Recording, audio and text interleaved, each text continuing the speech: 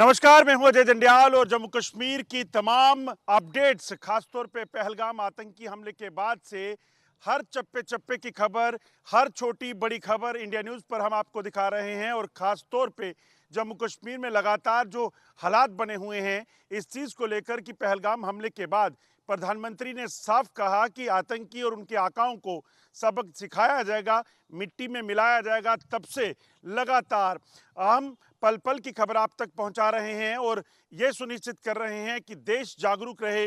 देश की सेना, देश की सुरक्षा एजेंसियां क्या कर रही हैं, कैसे आतंकियों के ठिकानों को ध्वस्त कर रही हैं, वो आप तक पहुंचा सकें। अब तक की सबसे बड़ी खबर इस वक्त हम लेके आए हैं। आपको बता दूं कि गृह मंत्री ने एक बयान में कहा है, संबोधित करते हुए, कि आतंकियों को ढूंढकर, चाहे वो सरहद के पार हों या पाकिस्तान के कब्जे वाले कश्मीर में, उन्हें ढूंढ ढूंढ कर मार गिराया जाएगा, सबक सिखाया जाएगा। ये लगातार बयानबाजियां जो पाकिस्तान की तरफ से हो रही हैं कि हम खून की नदियां बहा देंगे, हम जम्मू कश्मीर में हालात ख़राब करेंगे, उन तमाम मुद्दों पर आज बात होगी। मगर आपको बता दूं कि इस तमाम जो हलचल जहां जम्मू कश्मीर में हो रही है पाकिस्तान की बयानबाजियों के बाद, उसमें हमने आपको बताया कि कैसे सरहद के इलाकों में लगातार लोग अपने फसलों की कटाई को तेज़ किए हुए हैं, क्योंकि पाकिस्तान ने सरहद के पार लगातार अपने जो सेना है, अपनी जो तोपखाने हैं, उनको तैनात किया है।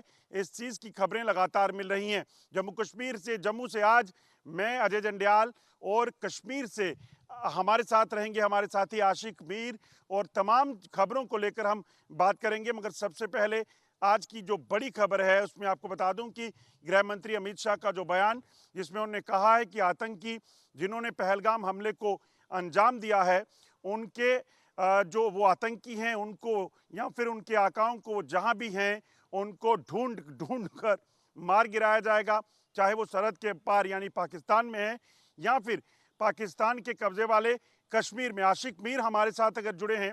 आशिक मीर, मेरा सबसे पहला सवाल आपको, ग्राउंड पर जो इस वक्त चल रहा है, खासतौर पे जो सुरक्षा एजेंसियां इस चीज़ को सुनिश्चित करने में लगी हैं कि किसी भी तरह से आतंकी जो हैं वो बचने ना पाएं, अब उसके बीच जब बयान आता है गृह मंत्री का, क्या कहेंगे?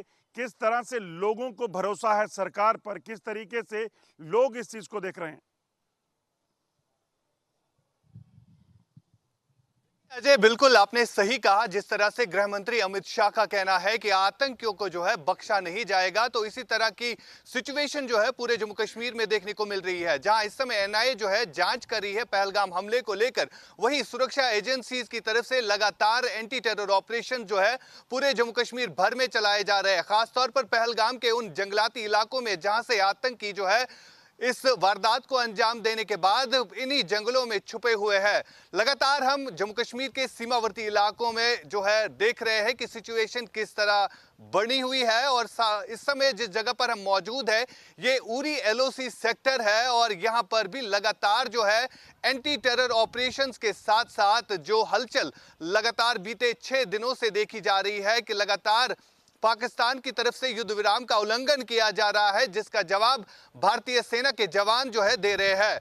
हमारे साथ कुछ गेस्ट भी है अजय, जिनसे हम जानेंगे कि आखिरकार ये हालात जो बने पहलगाम हमले के बाद, इन सीमावर्ती इलाकों में रह रहे लोग क्या कुछ सोच रहे हैं, क्या होना चाहिए।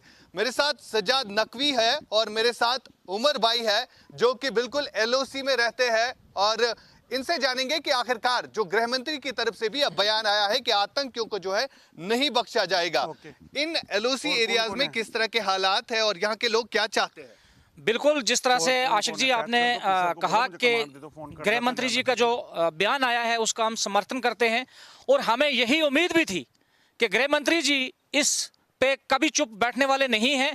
और हमारी जो आवाम है, इस बार आपने देखा होगा कि 40 साल के बाद पहली बार जो है आवाम ने खुद आवाज उठाई है, और आवाम खुद चाहती है कि जम्मू कश्मीर की आवाम इस बार चाहती है कि यहाँ दहशतगर्दी को खत्म किया जाए, और दहशतगर्दी के खिलाफ इस बार मस्जिदों से, मंदिरों से, आस्थानों से और पंचायतों से, मोहल्लों से, गांव से, हर जगह से एक ही आवाज है कि अब की बार आर पार।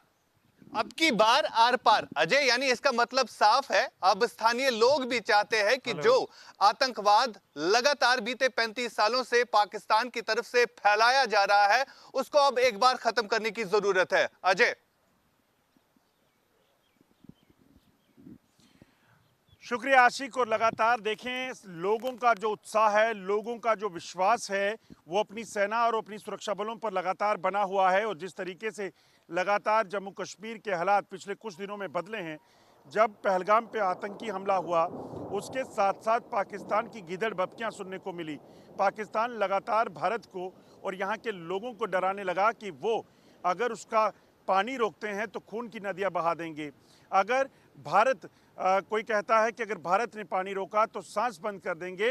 अब यहाँ आपको बता दूं कि जो बयान बदले दिख रहे हैं पाकिस्तान के, उससे साफ लगता है कि पाकिस्तान डरा हुआ है, पाकिस्तान खौफजदा है। कल तस्वीरें हमने बताई थी कि कैसे पाकिस्तान की चौकियां जो अंतर्राष्ट्रीय सीमा के इलाके में हैं, वहाँ से पाकिस्तानी सैनिक और पाकिस्तानी झंडे सब गायब थे। मगर जब इंडिया न्यूज़ ने उस खबर को दिखाया, कुछ ही घंटों के बाद पाकिस्तान ने वहाँ पर अपने झंडों को वापस लगाया और अपनी उस उपस्थिति को दर्ज कराने के लिए पहुँचे, ताकि दुनिया ये ना देखें कि पाकिस्तान डर के बंकर के अंदर बैठा हुआ है। वहीं आपको बता दूं कि बीती रात भी पाकिस्तान की तरफ से युद्ध विराम का उल्लंघन किया गया। बारामूला, कुपवाड़ा, उरी और उसके साथ साथ Akhnoor sector line of control के इलाके में पाकिस्तान की तरफ से युद्ध विराम का उल्लंघन हुआ। पिछले 2 दिनों में अगर आप देखें तो 9 बार युद्ध विराम का उल्लंघन अलग अलग इलाकों में पाकिस्तान की तरफ से किया जा चुका है। आशिक